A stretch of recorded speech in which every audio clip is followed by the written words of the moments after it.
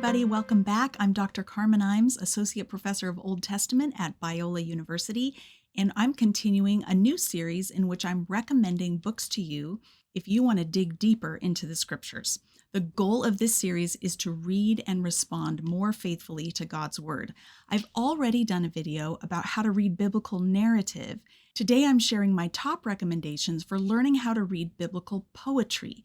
You know there's poetry in the Bible. You know it every time you come to a passage that's got a lot of white space in the margins and the text is formatted differently. But what does that mean for how we read it?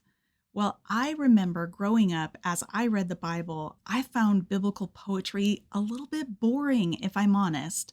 It seemed really repetitive, and I wondered why the biblical poets took so long to say things that they could say much more efficiently if they just stopped repeating themselves.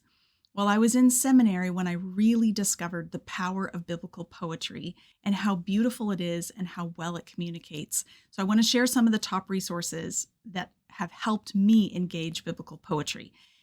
As before, I'm going to share my top 2 resources on the bottom shelf, the middle shelf, and the top shelf for those who are beginners, intermediate, and advanced students of the Bible. All right, so first up is a book by Rolf and Karl Jacobson entitled Invitation to the Psalms, A Reader's Guide for Discovery and Engagement. Now, this is a book specific to the Psalms, and the Bible has a lot of poetry beyond the Psalms, but I'm sharing it with you because they have a good, sensible introduction to one of the basic building blocks of biblical poetry, and that is a feature called parallelism. So if you want to understand the difference between form and function and how to watch for the particular strategies that the biblical authors use, this book is a good place to start.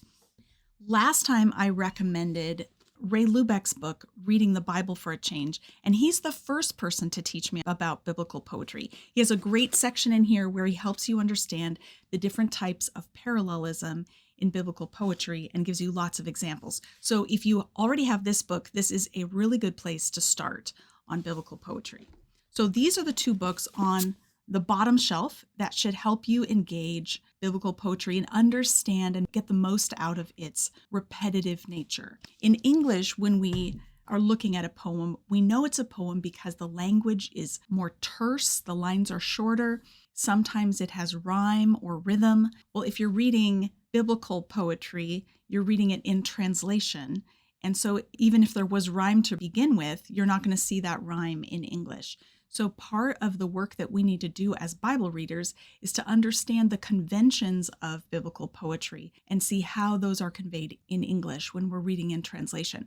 Now, thankfully, rhyme was not a big thing for biblical poets. Most of what they had to do with language, we can see in English. If you are ready for a deeper dive, I'm going to recommend 2 books for the middle shelf.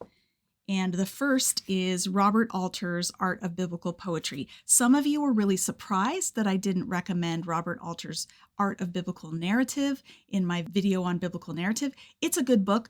I just like Shimon Bar Ephraim even better. And so you can read Robert Alter on poetry and narrative, and you can learn a lot from him.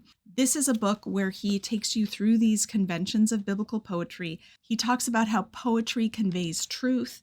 He talks about the different forms of poetry, how the structure itself lends itself towards intensification of meaning. He talks about wit in Proverbs and metaphor in Song of Songs.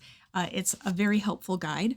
Speaking of metaphor, that brings me to my number 1 recommendation for those on the intermediate shelf. And I would say this, a friend commented as I shared a video a couple weeks ago that even the top shelf books could be read by any of you, and that's true. If you come across a word you don't know, just look it up. If you are really wanting to get into the nitty-gritty, there's no reason you have to have a theological degree to benefit from some of these more difficult or more academic works. This book is a good example of that. And the surprise about this book is it's not actually a book on biblical studies. And so why am I showing it to you in a resource video about reading the Bible better?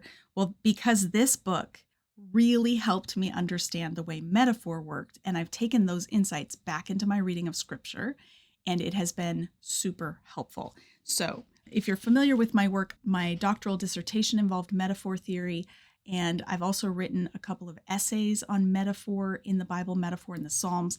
And that was really something that grew out of what I learned from this book, which a friend recommended to me many years ago.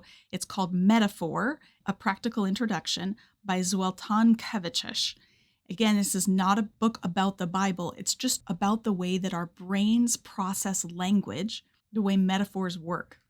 Already in this video, I have probably used a dozen conceptual metaphors without even realizing it, because you and I can scarcely have a conversation without metaphor shaping the way that we choose our words and express ourselves.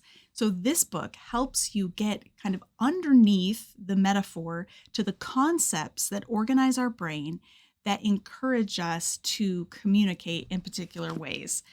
This book was a lot of fun to read. Although it's kind of a thick one, it could take you some time. He really helps you to see the different categories that organize our thinking. So for example, there are lots of expressions in English that relate to or arise from a conceptual metaphor, time is money. So this overarching conceptual metaphor, time is money, makes us say things in certain ways like, you're wasting my time. Or how are you going to spend your afternoon? So wasting is something we do with money. Spending is what we do with money. And yet here it's talking about time as a commodity like money. And so if I said, how are you going to spend your afternoon? You wouldn't stop and think, oh, Carmen's using a metaphor. It's just so natural. It's such a part of the way we communicate that we don't even notice it. Kövecses helps us to realize how much the way our thoughts are organized impacts the way we say it. And when we are aware of this, we can begin to notice that the categories in the Bible for organizing metaphor are sometimes slightly different. And it can help us to think along with the biblical authors and catch what they're trying to communicate. So again, very helpful. Those are the two books on the middle shelf for intermediate readers. And now for the most academic books, these two blew my mind in seminary. I was taking a class on exegesis of biblical poetry, and I was assigned both of these books to read. And immediately I decided I wanted to do my doctoral dissertation in poetry because I thought poetry would be so much fun. Actually, I ended up doing it in biblical law. I didn't land on a topic in poetry, but I remain fascinated by what I learned. So the first one is James Kugel's book, The Idea of Biblical Poetry, Parallelism and Its History. Now, what I would say about this book is that the first two chapters are super important and you could skip the rest. He's basically doing a history of how scholars have thought about and studied biblical poetry. And he notices that the three categories of parallelism that most books assume are actually not entirely helpful. Sometimes they mislead us. So in case you're not familiar, the three categories of parallelism that most people talk about are synonymous, synthetic, and antithetic. And he says actually poetry has a more basic underlying structure that he describes as A, and what's more, B. So the paralleling of two ideas is usually just a thought paired with another thought and a pause between them, and that the three boxes that we try to put them in can sometimes obscure the unique contribution that they're making. So he has his very first chapter is talking about the parallelistic line, A is so, and what's more, B. Very simple concept, but it actually revolutionized the way that I think about biblical poetry, because what happens is people will say, oh, this verse is synonymous. And it's like they've checked the box and they move on as if they've now conquered the verse, when in fact, that's only the beginning of the process of exegeting and understanding a verse. So it's synonymous. In what sense is it synonymous? How is line B repeating or advancing or intensifying what was said in line A? Why are these two things being held together and how? So he opens up this whole new world of deeper thought. Now for my last book recommendation on the top shelf, this is a book that I feel like built on what James Kugel did in The Idea of Biblical Poetry, and she actually showed it in practice so effectively. This is a book by Adele Berlin called The Dynamics of Biblical Parallelism. This book would work best if you know Hebrew. If you don't know Hebrew, you can still make sense of it because she translates it. I'll just show you one page so you can see kind of how the page looks. But if you can read Hebrew, it's even better, because part of what she shows is that there are different ways that the lines can parallel each other.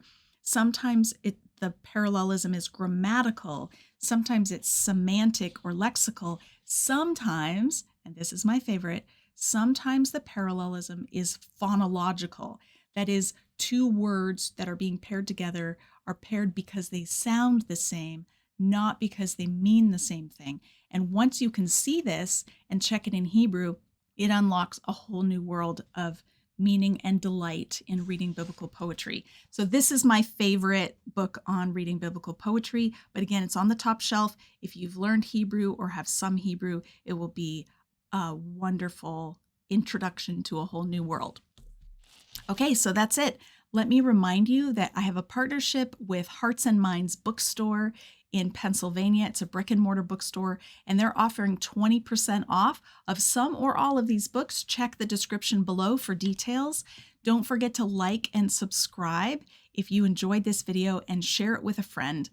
And I would love to hear a comment from you if you think there's a book that's revolutionized your perspective on Hebrew poetry that I didn't talk about. Please let me know in the comments below. Have a great week, and let's get reading.